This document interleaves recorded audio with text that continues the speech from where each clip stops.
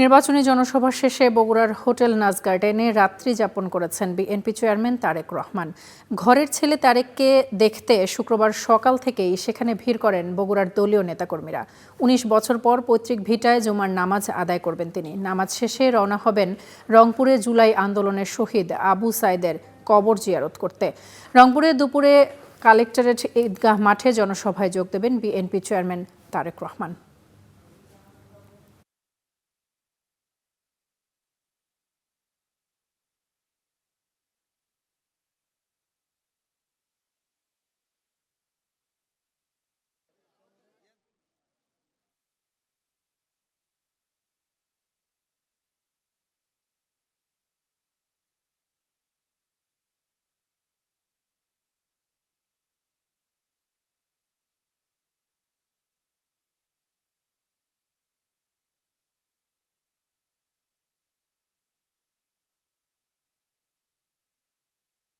দর্শক, আর কিছুক্ষণের মধ্যেই বগুড়ায় তারেক রহমান প্রতিবন্ধীদের মাঝে হুইল চেয়ার বিতরণ করবেন। সেই সংক্রান্ত খবর জানতে আমরা আমাদের সহকর্মীর সঙ্গে যুক্ত হব প্রতীকের সঙ্গে। প্রতীক, কতক্ষণ পর আসলে এই আয়োজন শুরু হতে যাচ্ছে এবং তার এই আয়োজনকে ঘিরে আসলে কিরকম অবস্থা বিরাজ করছে সেটি একটু জানাবেন। ব্যতিক্রমী কিছু, ঠিক এই ব্যতিক্রমটাই কিন্তু একটু আগেই ঘটে গেল।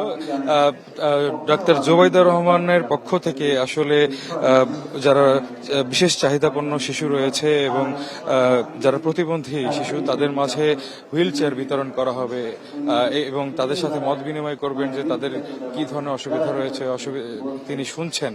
এবং আমরা এখন বর্তমানে রয়েছি উনি যে হোটেলটিতে অবস্থান করছিলেন বগুড়ার হোটেল নাজ গার্ডেন, সেই নাজ গার্ডেনের অডিটোরিয়াম ভবনেই হচ্ছে এই হুইল চেয়ার বিতরণ যে কর্মসূচি এবং মত বিনিময় সভা সেটা কিন্তু অনুষ্ঠিত হচ্ছে। এখানে তারেক রহমান প্রত্যেকটি প্রতিবন্ধী এবং বিশেষ চাহিদাপন্ন যে শিশুরা রয়েছে তাদের বাবা মা এবং একই সাথে তাই সেই যে শিশুরা আসলে কথা বলতে পারেন তাদের সাথে তিনি কথা বলছেন।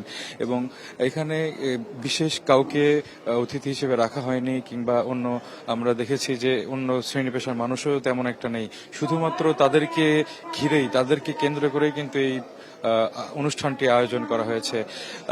এই আপনাকে একটি বিষয় জানিয়ে রাখি যে আজকে এই হোটেল নাজ গার্ডেন থেকে তিনি বের হয়ে তিনি জুমার নামাজ আদায় করবেন।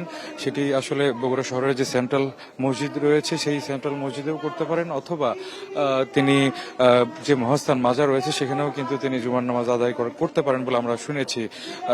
এবং একই সাথে তিনি জুমার নামাজ শেষ করে রংপুরে আবু সাইদের কবর জিয়ারত করবেন এবং আবু সাইদের কবর জিয়ারত করে তারপরে সেখান থেকে তিনি রংপুরের উদ্দেশ্যে রওনা হবেন।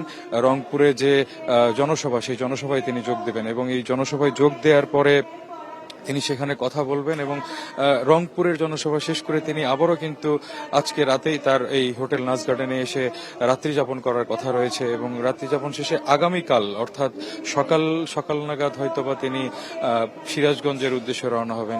আমরা তার সফরসূচি অনুযায়ী যেটি জানতে পেরেছি যে সেই সিরাজগঞ্জেও তিনি একটি জনসভায় অংশগ্রহণ করবেন এবং সেখান থেকে তিনি ঢাকার উদ্দেশ্যে রওনা হবেন। তো এই যে তার সফর ঘিরে বগুড়া, নওগাঁ, রাজশাহী প্রত্যেকটি জেলার মানুষ কিন্তু বেশ আনন্দিত, উৎসাহিত এবং তারা বলছেন যে দীর্ঘদিন পর তাদের প্রিয় নেতাকে কাছে পেয়ে তারা তাদের আশা ব্যক্ত করছেন। এবং আমরা সকাল থেকেই বগুড়ার শহরের যে হোটেল নাজ গার্ডেনটি রয়েছে সেই হোটেল নাজ গার্ডেনের গেটের সামনে আমরা দেখেছি যে তাকে দেখার জন্য, তার সাথে কথা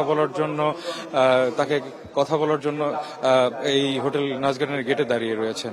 তো এই ছিল আমার কাছে আসলে বগুড়ার হোটেল নাজ গার্ডেন থেকে সর্বশেষ খবর।